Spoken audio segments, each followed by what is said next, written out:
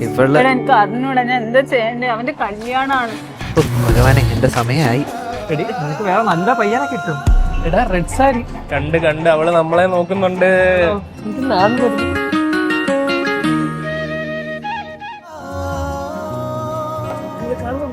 പാത്തു എടാ ഒരു minute.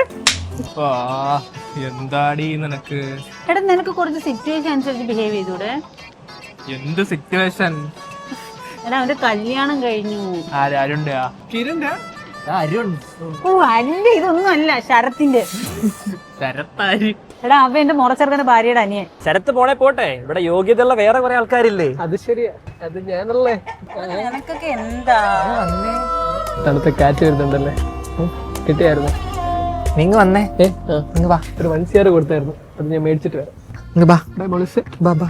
Y മാൻ എന്തിനാ പഠിക്കുന്നത്? എന്റെ രാത്രിയായോ? 1 കിട്ടി.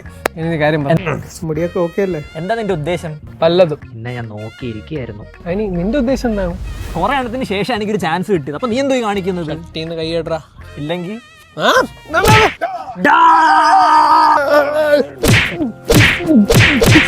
ശരി തന്നെടാ, നിന്റെ ശരത്ത് ഇപ്പൊ കല്യാണം കഴിക്കാൻ പോകുന്ന പോലെ എന്റെയും കുറെ ഗേൾ ഫ്രണ്ട്സിന്റെ കല്യാണം ഒക്കെ അവർക്ക് കൊച്ചുങ്ങളായി.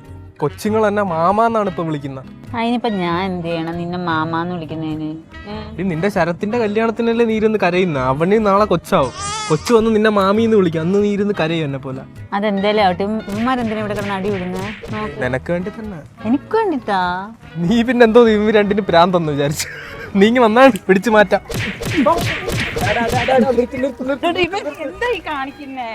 ഇവൻ എനിക്ക് ഇപ്പൊ അറിയണം, നിനക്ക് ഇവനെ വേണോ എന്നെ വേണോ? പോയേ, ഞാൻ പോകും. പാത്തു പോവല്ലേ, അവള് പോയടാ.